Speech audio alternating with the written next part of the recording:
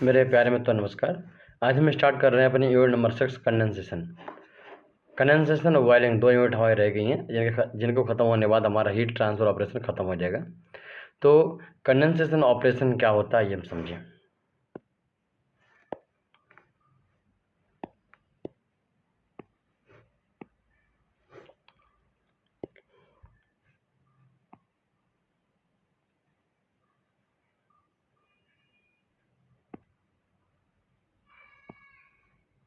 चलिए हाई डालनी है आपको। कंडेंसेशन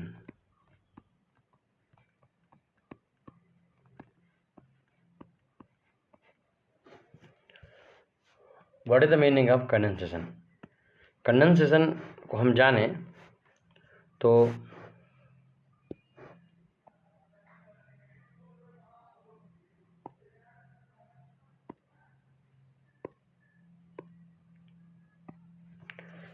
कंडेंसेशन जो है वो बॉइलिंग का जस्ट अपोजिट एक फिनोमेना है। बॉइलिंग में हम लोग क्या करते हैं, देखिएगा। बॉइलिंग में हम लोग क्या करते हैं कि हमारे पास एक बाउल होता है और इसमें कोई लिक्विड भरा होता है। हम इसको हीटअप करना शुरू करते हैं। हीट जैसे करते हैं तो ये लिक्विड के मॉलिक्यूल एनर्जी गेन करते हैं और लोअर लेवल से अपर लेवल एनर्जी पर चले जाते हैं। मान लेता हूँ उनका लेवल यहाँ पर है, अब वेपर बनने के लिए यहाँ एनर्जी चाहिए, तो इनको हम हीटअप करेंगे तो यहाँ जहाँ तक यहाँ पहुँचेंगे तुरंत लिक्विड से वेपर बन जाएंगे। ठीक, तो एनर्जी लिक्विड के मॉलिक्यूल एनर्जी को एब्जॉर्व करके वो लिक्विड से वेपर में कन्वर्ट हो जाते हैं। इसका जस्ट उल्टा करें कि तो वेपर के मॉलिक्यूल एनर्जी को लिबरेट करके एनर्जी को निकाल के दोबारा से लिक्विड में कन्वर्ट हो जाते हैं। इस एक्टिविटी को हम कंडेंसेशन कहते हैं। ठीक, तो इसको लिखेंगे हम लोग, यहाँ लिखना शुरू करेंगे कि अच्छा, इसमें जो हम कंडेंसेशन पढ़ेंगे इसमें पूरा जो है हम क्या करेंगे, हीट ट्रांसफ़र कोएफिशिएंट निकालना चाहते हैं। ठीक, हम लास्ट में हीट ट्रांसफ़र कोएफिशिएंट को बढ़ेंगे। हीट ट्रांसफ़र कोएफिशिएंट निकालने के लिए हमें नसेल्ट नंबर निकालना पड़ेगा, है ना। हीट ट्रांसफ़र निकालने हैं तो नसेल्ट नंबर निकाल सकते हैं। तो हीट ट्रांसफ़र कोएफिशिएंट निकालने के लिए हम लोग यहाँ पर के पे फोकस करेंगे। आपको मालूम है के अपॉन जो फिल्म थिकनेस होती है इसको हम जो लोग एच बोलते हैं, तो हम के पे फोकस करेंगे इस तरीके से। और यहाँ से जो मुझे this is the film thickness, हम इसको निकालेंगे। इसको हम निकालेंगे इस तरीके से हम कुछ पाथ ट्रेवल करेंगे और हम फाइनली एच तक पहुँच जाएंगे।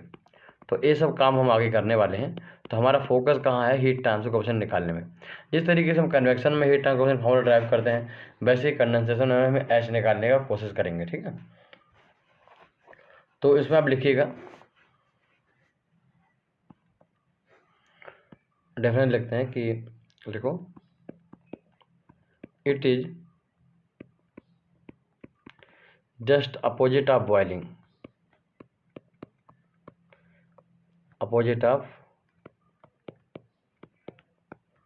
इसमें क्या होता है, देखो इसमें हमारे पास एक सरफेस होता है, ये हमारे पास एक सरफेस होता है और यहाँ पर जो है ऐसे वेपर के मॉलिक्यूल होते हैं। यहाँ पर जो है वेपर के मॉलिक्यूल होते हैं, ये वेपर के मॉलिक्यूल वेपर है। ये हम जब डिफरेंट स्टडी करेंगे तो मुझे मानेंगे जो वेपर जो है वो कॉन्स्टेंट है, मतलब वेपर हमारी जो है स्टेशनरी है, मतलब मूव नहीं कर रही है। ये हमारे पास एक सरफेस है कोई, मान लेता हूँ उसका टेम्परेचर Ts है, this is the temperature of surface. और जो स्टीम है वो सैचुरेटेड है, मतलब जैसे थोड़ा हम टेम्परेचर थोड़ी सी एनर्जी उसे लूज करेंगे, टेम्परेचर डाउन करेंगे, तुरंत ही क्या होगा, वो लिक्विड में कंडेंस हो जाएगी। तो ये जो है सैचुरेटेड है। ठीक, तो अब इसका जो टेम्परेचर Ts जो है वो कम है और T सैचुरेटेड से टेम्परेचर Ts कम है। हीट का ट्रांसफ़र यहाँ से यहाँ होगा और जिस सरफेस जो है ये कोल्ड है, मतलब इसके मुकाबले में कोल्ड है और टेम्परेचर इसका T सैचुरेटेड ज़्यादा है। तो जैसे ही ये हमारे इसके टच में आएगी, सरफेस जो है वो इस वेपर से एनर्जी लेना शुरू कर देगी, क्योंकि हीट का ट्रांसफ़र हायर लेवल से लोअर लेवल की ओर होगा। और जैसे ही एनर्जी लेना शुरू करेगी तुरंत मैंने बोला एनर्जी लूज करते ही लिक्विड में कन्वर्ट हो जाएगी। तो ये जो है इसके ऊपर लिक्विड में कन्वर्ट हो जाएगी। तो वेपर का लिक्विड में कन्वर्ट होना ही क्या कहलाता है, कंडेंसेशन कहलाता है। कंडेंसेशन करने के लिए हम दो काम कर सकते हैं। कंडेंसेशन करने के लिए पहला तो कि हम टेम्परेचर को डाउन करें और नंबर 2 प्रेशर को बढ़ाएं। ये दो एक्टिविटी ऐसी हैं, अगर आप करोगे तो कोई भी गैस जो है, अगर कोई वेपर आराम से जो है वो लिक्विफाई हो जाएगी।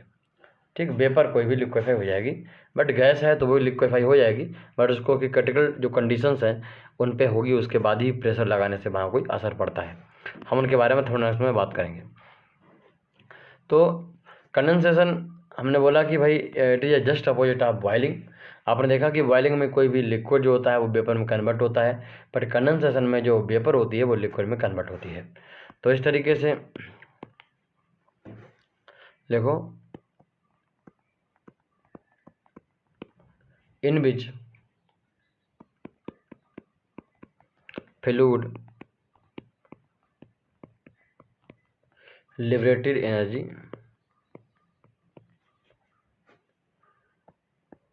and gone from higher level or the higher energy level to lower energy level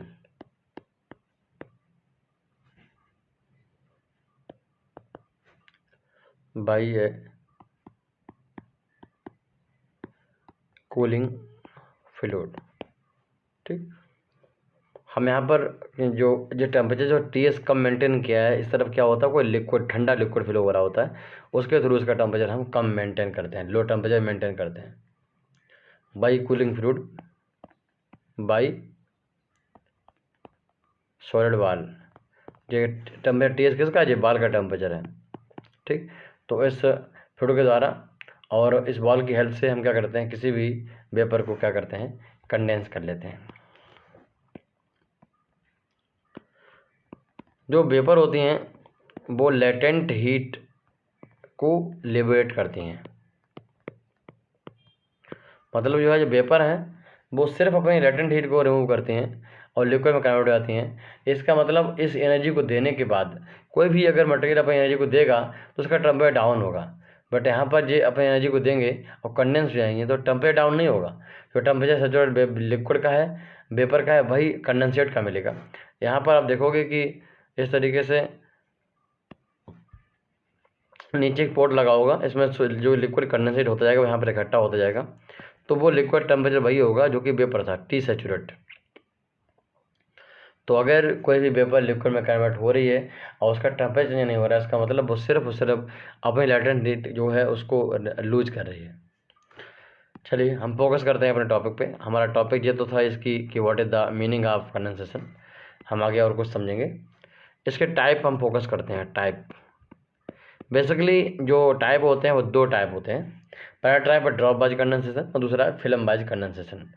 but इनको अगर थोड़ा और ब्रॉड तरीके से देखें तो इनके 4 प्रकार होते हैं। पहला प्रकार है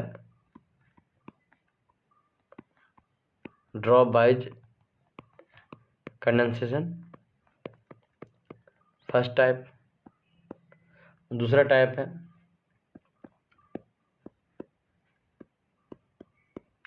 ड्रॉप वाइज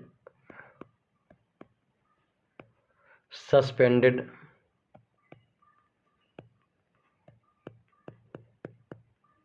कंडेंसेशन। तीसरा है फिल्म वाइज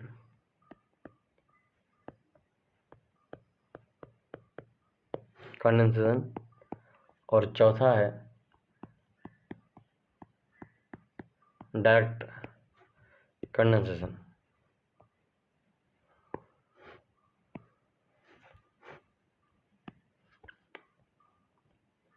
चलो हम पढ़ना शुरू करते हैं। सबसे पहला प्रकार इसे बोलते हैं drop wise condensation.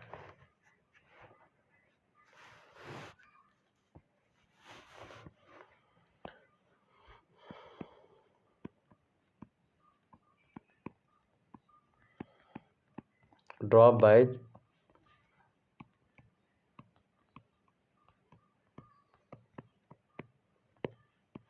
Condensation.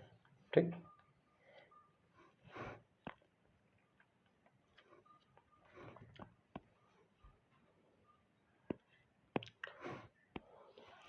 Drop batch condensation में क्या होता है कि यहाँ पर एक इस तरीके से एक प्लेट होती है और इसका जो टेम्परेचर होता है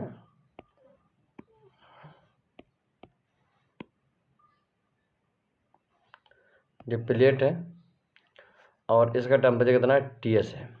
ठीक, यहाँ पर जो है ऐसे वेपर है, तो क्या है जो वेपर है, हमने मान रखा कि जो वेपर जो है वो स्टैटिक कंडीशन में है। इसमें in the direction of x, in the direction of y, in the direction of x, in the direction of y कोई भी मोमेंट नहीं है, मतलब उसकी स्पीड u और v, this is the velocity component in the direction of x और this is the velocity component in the direction of y, both जो है क्या है 0 है, मतलब क्या है स्टैटिक है, ये वेपर है। और ये क्या है क्विसेंट है, स्पेलिंग क्या होती है QUEISCENT, मतलब स्टैटिक है, नॉट मोमेंट है ना, या फिर स्टेशनरी। क्लियर, पेपर है। इसका टेम्परेचर जो है T सैचुरेटेड, T सेट है और इसका टेम्परेचर T है। यहाँ पर TS जो है वो T सैचुरेटेड से क्या है कम है। क्लियर बात।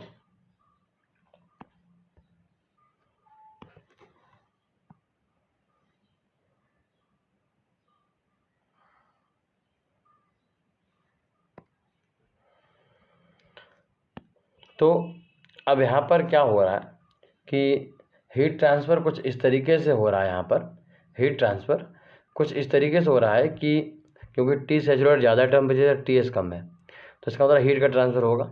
जैसे ही वेपर इस प्लेट के टच में आएगी, जिसका टेम्परेचर क्या है, जिसका टेम्परेचर जो है TS है, इस प्लेट के कॉन्टैक्ट में आएगी, तुरंत क्या होगा कि इसकी एनर्जी लूज होना शुरू हो जाएगी, वेपर की एनर्जी को लेना शुरू कर देगी। और वेपर सैचुरेटेड कंडीशन में है, जैसे ही थोड़ी सी एनर्जी लूज करेगी, लेटेंट ही इसकी रिमूव होगी, तुरंत क्या होगी, ये वेपर से लिक्विड में कन्वर्ट हो जाएगी। और लिक्विड में कन्वर्ट कुछ ऐसे होगी, देखिए कैसे होगी कि इसकी ये ड्रॉप यहाँ पर फार्म हो जाएगी, इस तरीके से इसकी ड्रॉप फार्म हो जाएगी। अब आप देख पा रहे हो, इस समय हम देखें तो इसकी कंडीशन क्या है कि ये जो जोन है, इस जोन में अभी और चाहें तो ड्रॉप फार्म हो सकती हैं, यानी कंडेंसेशन के लिए जो है फ्री सरफेस है जी सरफेस जो है वो कंडेंसेशन के लिए कैसा है, बिल्कुल फ्री है। जबकि हम और जगहों पर देखें तो वो सरफेस जो है भरा हुआ है। आप देख पा रहे हो, जो ड्रॉप जो है वो बिल्कुल ड्रॉप जो है लगी हुई हैं, ड्रॉप का साइज छोटा बड़ा हो सकता है और ये जो है सरफेस को कवर किए हुए हैं। ठीक, थोड़ी देर में जैसे इनकी ये एनर्जी और लूज होगी, ड्यू टू द ग्रेविटी ये ड्रॉप जो है नीचे आ जाएंगी और यहाँ पर एक पॉट रखा होगा, उस पॉट में आके क्या करेंगे, ये ड्रॉप ऐसे करके कलेक्ट हो जाएंगी, ड्रॉप जो है वो कलेक्ट हो जाएंगी, इस तरीके से ड्रॉप कलेक्ट हो जाएंगी और दोबारा से जो एरिया इन्होंने कवर कर रखा था ड्रॉप ने, वो फ्री हो जाएगा और फिर उन पे उस एरिया पे दोबारा से हीट ट्रांसफ़र होगा और कंडक्शन होगा। इस तरीके से वेपर जो है वो लिक्विड में कन्वर्ट होती जाएंगी। अगर यहाँ पर कहीं पर भी सरफेस पर ऐसा हो रहा है कि ड्रॉप फार्म हो रही हैं और ड्रॉप जो है ड्यू टू ग्रेविटी नीचे आ जा रही हैं और इस तरीके से होता रहता है, तो ये जो कंडेंसेशन का प्रकार है, ये बहुत ही बेस्ट प्रकार है कंडेंसेशन का और बहुत ही अच्छा प्रकार है। ये जो है एक्चुअली ऐसा इंडस्ट्री में बहुत ही कम होता है, ऐसा होता ही नहीं है। ऐसा इसलिए नहीं होता है क्योंकि यहाँ पर ऐसी सरफेस हमें मिलती नहीं है जहाँ पर लिक्विड ड्रॉप बनाए और ड्रॉप बना के फिर वहाँ तुरंत अलग हो जाए, फिर नया ड्रॉप के लिए बनाने के लिए जगह बन जाए, फ्री सरफेस क्रिएट हो जाए, न्यू सरफेस क्रिएट हो जाए। ऐसा मतलब कंडेंसेशन जो होता है वो नहीं होता है। ऐसे कंडेंसेशन के करने के लिए हम क्या करते हैं कि सरफेस को विशेष तरीके से तैयार करना पड़ता है। आइए कुछ लिख लेते हैं इसके बारे में। लिखो, it occurs on highly polish surface, जिसमें हाई लेवल की पॉलिश हो, या फिर वो ऑयली सरफेस हो, ऑयल बिखरा हो, ठीक, या फिर बहुत गंदी हो, कंटेमिनेटेड हो, धूल हो वैसे बहुत ज़्यादा। मान धूल है, धूल पे कोई ड्रॉप जमा पार्टिकल गिरा, ड्रॉप बनाया तो नीचे गिर गया, तो फिर दोबारा से जगह बन गई, फिर धूल पे पार्टिकल गिरा, तो एक समय ऐसा आएगा धूल धूल सब नीचे गिर जाएगी, और धूल गिर जाएगी तो फिर मेरे दोस्त फिर क्या होगा, फिर हमारी कहानी फिर बंद हो जाएगी, फिर दोबारा जो चिपकेगा वो चिपका ही रहेगा। तो ये थोड़ा सा इनको मतलब इनको बनाना और थोड़ा सा क्या है, मुश्किल है। कंटेमिनेटेड होना चाहिए, कंटेमिनेटेड विद impurities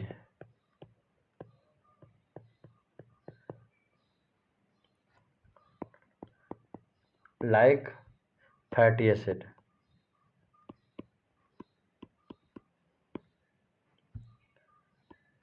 or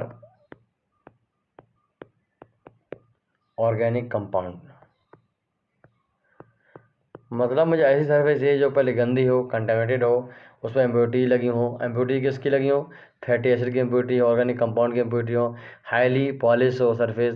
अगर ऐसी कोई सरफेस है तो तभी ही जो ड्रॉप वाइज कंडेंसेशन करवाना पॉसिबल हो, अदरवाइज नहीं। सो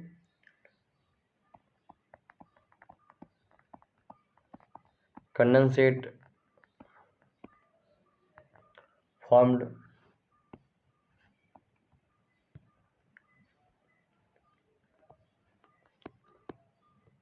of a small droplet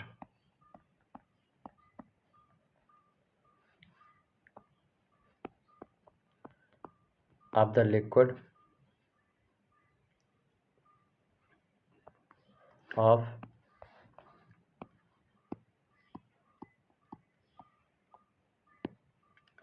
various size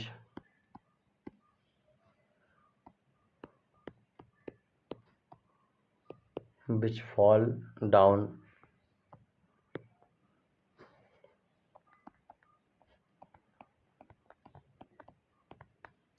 surface in random motion। ठीक, तो इतना तामझाम इकट्ठा करना पड़ेगा आपको अगर आपको कंडेंसेशन ड्रॉप बाई चाहिए तो। ड्रॉप बाई कंडेंसेशन बहुत ही बेहतर होता है और इसमें हीट ट्रांसफर मैक्सिमम मिलता है, बट इसको इंडस्ट्रियल करवाना अपने आप में बहुत टेढ़ी खीर है। चलिए भाई, दूसरा प्रकार लिखिए, जिसे बोलते हैं ड्रॉप बाइज सस्पेंडेड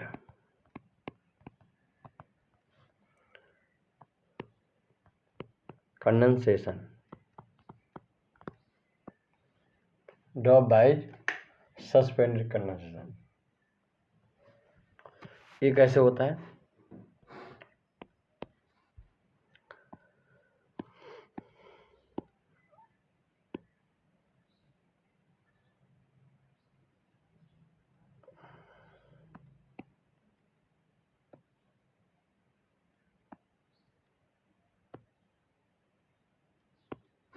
हमारे सामने एक ट्यूब है और इस ट्यूब के जो बाहर कोई है वो कूलिंग फ्लूइड फ्लो हो रहा है।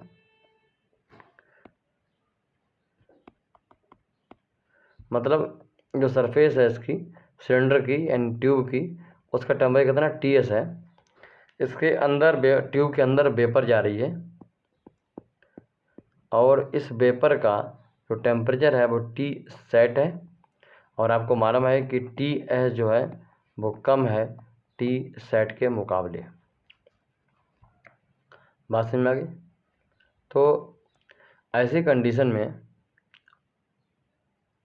आप क्या देखोगे कि जैसे जैसे ये लिक्विड आगे बढ़ेगा, मतलब वेपर आगे बढ़ेगी, जो सरफेस के कांटेक्ट में आएगी वो क्या करेंगे, यहाँ पर एक ड्रॉप फॉर्म हो जाएगी।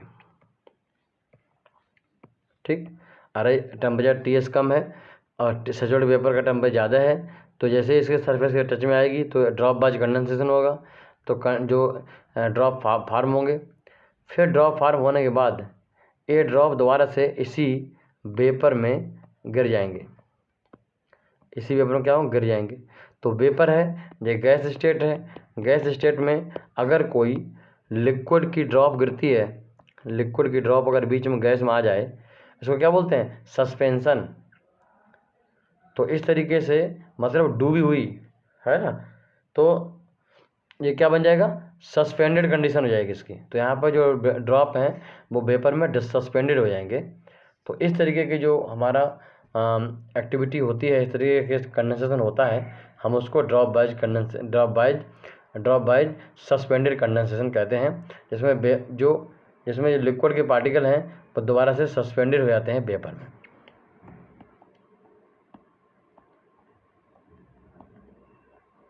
एक हमारे सामने हॉरिजॉन्टल ट्यूब है और ट्यूब्स उसमें हॉरिजॉन्टल ही रहती है। ठीक, यहाँ लिख लीजिए कि हेयर ड्रॉप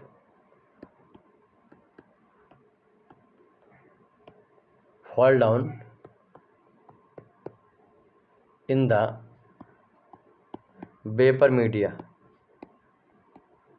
यहाँ पर जो ड्रॉप है वो वेपर मीडिया में फॉल डाउन हो जाती है and suspended to vapour, suspended in vapour. ठीक, तो इस तरीके से आपने देखा कि यहाँ पर ड्रॉप जो है वो वेपर में सस्पेंडेड हो जाती हैं और यहाँ पर बेसिकली जो लिक्विड है वो वेपर है वो लिक्विड में कन्वर्ट हो जाती हैं, और ये एक्टिविटी ड्रॉप बाय कंडेंसेशन कहलाती है। तीसरा और मोस्ट इम्पोर्टेंट और मोस्ट प्रैक्टिकल मेथड उसे बोलते हैं फिल्म बाइज कंडेंसेशन।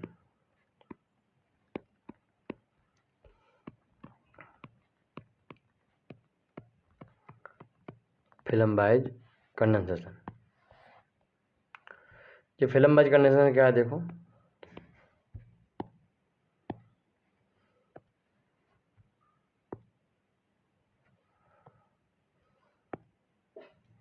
जैसा कि हमने देखा कि ड्रॉप बाइज कंडीशन जैसा इतना है सीन सेम है। अब इसमें होगा क्या, इसमें हीट ट्रांसफ़र इस तरीके से होगा कि जो लिक्विड जो वेपर के पार्टिकल हैं वो इस पर जब टकराएंगे तो उस पर मान लेता हूँ स्टार्टिंग में ड्रॉप बनाएंगे और ड्रॉप तुरंत इनकी बिगड़ जाएगी, वो फिल्म की तरह पूरे फैल जाएंगे इस सरफेस पर, पूरी फिल्म की तरह क्या होंगे, फैल जाएंगे। जैसे आप यूँ समझिए कि जैसे आप मान लो थाली लेते हो, उसमें लिक्विड पानी फैला दो, हल्की हल्की लेयर बन जाए पानी की, ऐसा समझिए। तो वैसा ही जो है फिल्म बन जाती है एक। तो फिल्म यहाँ पर जो बनती है इस तरीके से,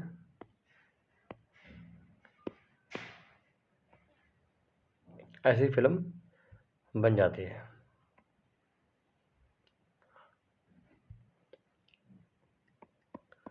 ये लिक्विड की फिल्म बन जाती है। जो फिल्म के बाहर का जोन है हमने मान रखा है स्टेशनरी है। फिल्म के इस साइड वाली जो साइड है, दूसरी वाली साइड है, वेपर की साइड वाली है, वहाँ पर भी स्पीड यू और वी जीरो है। और जहाँ पर फिल्म जो है उस बॉल से, इसका टेम्परेचर टी एस है, जहाँ पर टच होती है वहाँ भी यू और वी जीरो है। हल्का सा मोशन अगर है, लैमिनार मोशन है, तो वो सिर्फ इस फिल्म में है। ठीक, इतना बात को समझिए। तो यहाँ पर क्या होता है कि वेपर आता है, इसमें टकराता है, एनर्जी ट्रांसफ़र करता है और फिर फिल्म बना लेता है। फिल्म जो है ड्यू टू ग्रेविटी नीचे गिर जाती है, तो इस तरीके से यहाँ पर पॉट में लिक्विड हमारा इकट्ठा होता रहता है। यहाँ पर हीट ट्रांसफर कोएफिशिएंट मुझे सही मिल जाता है, बट ड्रॉप बाइज के मुकाबले में बहुत ही कम मिलता है। ठीक, तो ये था जिसे हम बोलते थे फिल्म बाइज कंडीशन। तो यहाँ लिख लो इसके बारे में।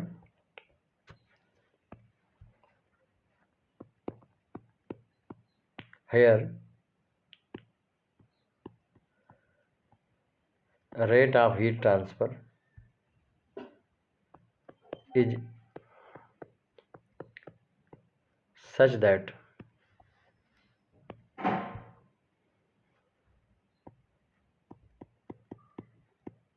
a film is make on the surface of plate.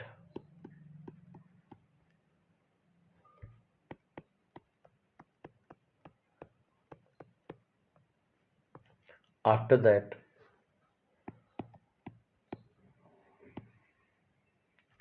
film start falling down and collected in receiver.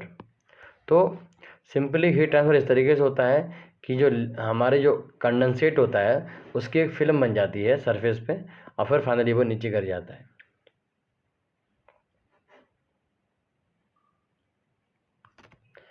तो सिंपली आप बोलोगे कि एक ऐसा एक मोड है कंडेंसेशन का जिसमें वेपर जो होती है वो लिक्विड के कांटेक्ट मतलब सरफेस के कांटेक्ट में आती है और अपनी एनर्जी लूज करती है और एक फिल्म बना लेती है ओवरऑल द सरफेस पर, ठीक। और फिर फाइनली ग्रेविटी के थ्रू वो फिल्म बाद में गिर जाती है, फिर सरफेस नया हो जाता है, फिर नया वेपर आती है, फिर कंडेंस होती है, फिर फिल्म बनाती है।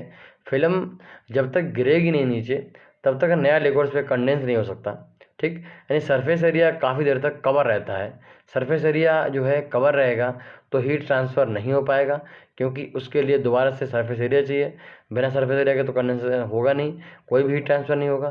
तो जब तक वो फिल्म नीचे गिरती नहीं है तब तक नए जो वेपर के पार्टिकल हैं वो कंडेंस नहीं होते हैं। इस तरीके से ओवरऑल देखा जाए तो हीट ट्रांसफर रेट मुझे कम मिलता है, बट ये प्रैक्टिकल मेथड है।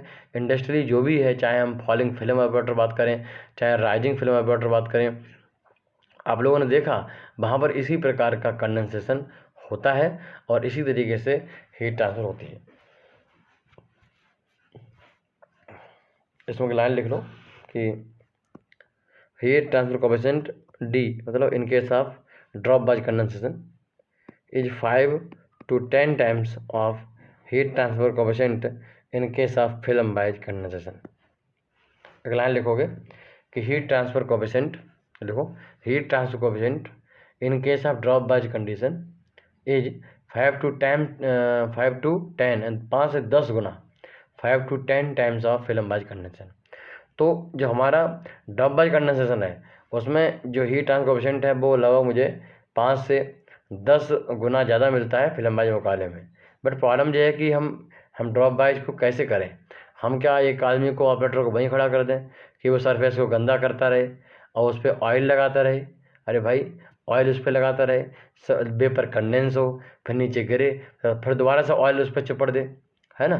तो ऐसा करना तो पॉसिबल नहीं है, तो इसलिए ऐसा मोड पॉसिबल भी नहीं है, ठीक। तो हम फिजिकली हम आज के सारे प्लांट चलते कैसे हैं, वो ऑटोमेटिक चलते हैं। वो हम जो कह रहे हैं ऑटोमेटिक ना चलें, वो बिल्कुल बैच चलें, मगर ऐसा हम करना पॉसिबल नहीं है। तो इसलिए जो है ये जो ड्रॉप बाई कंडेंसेशन का कॉन्सेप्ट है, जब वो एक सिर्फ एक कहानी है और उसका कोई पर्टिकुलरली अपना इम्पोर्टेंस नहीं है, ठीक। आपने देखा इन दोनों में जो वेपर जो थी, वेपर जो लिक्विड में कन्वर्ट होती थी और लिक्विड में कन्वर्ट होते समय अपने लेटेंट हीट को रिमूव करती थी, मतलब रिलीज करती थी। चाहे ड्रॉप बाज हो चाहे हमारा फिल्म बाज हो, इनमें वेपर अपने लेटेंट हीट को लूज करती है और फिर लिक्विड में कन्वर्ट हो जाती है। इस तरीके से होता है। चौथा प्रकार हम पढ़ लेते हैं। चौथा प्रकार है डायरेक्ट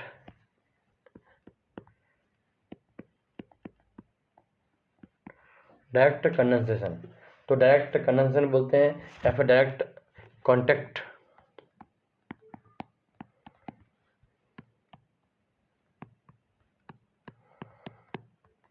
कंडेंसेशन बोलते हैं।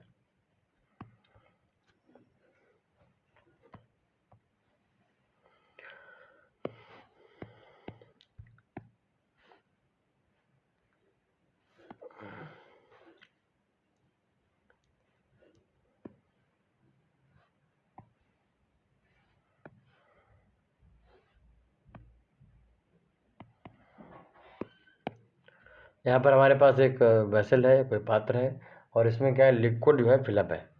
लिक्विड किस तरीके से भरा हुआ है, देखो इसमें लिक्विड इस तरीके से भरा हुआ है। मान लेता हूँ ये नॉर्मली पानी हो सकता है और यहाँ पर जो लिक्विड फिलअप है मुझे क्या करना है, यहाँ पर एक ट्यूब इंस्टॉल करनी है।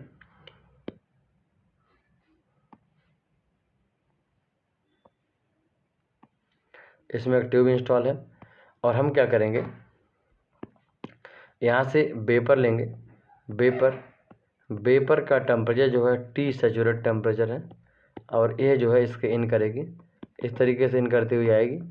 और जो हमारी जो ट्यूब है वो लिक्विड में डिप है, तो इसमें क्या है कि जैसे लिक्विड में जाएगी तो यहाँ पर इस तरीके से बबल फार्मेशन करेगी, है ना। बबलिंग करेंगे एक तरीके से हम बोल सकते हैं, बबलिंग करेंगे। और बबलिंग जो इसका इनिशियल टेम्परेचर है वाटर का वो TS है, ठीक। हाँ, हम इसको बार चेंज करते रहेंगे पानी को। तो इस तरीके से क्या है कि यहाँ पर ही वही कंडीशन है कि TS जो है वो टी सैचुरेट से कम है, तो क्या होगा, जो बबल है मतलब वेपर है वो वेपर अगर लिक्विड जाएगी तो बबल बनाएगी, तो जो अपना जो टेम्परेचर है TS है वो डाउन होना शुरू होगा। इस तरीके से जो वेपर है वो कंडेंस हो जाएगी। हमने देखा कि डायरेक्टली हमने वेपर और लिक्विड को आपस में कॉन्टैक्ट में ला दिया, तो इस तरीके के मेथड को हम बोलते हैं direct contact type condensation.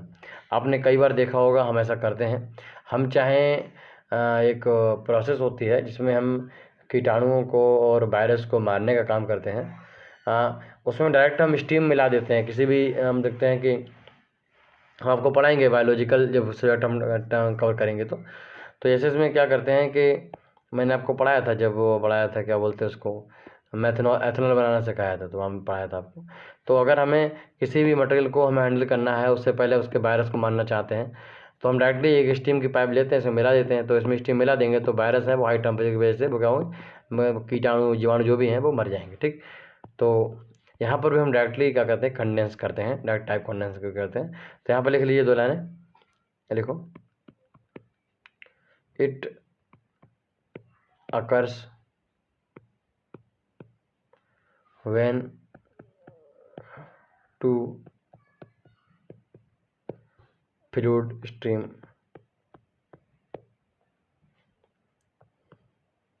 comes contact with each other। दो फ्लूइड स्ट्रीम का टेम्परेचर डिफरेंट है, each other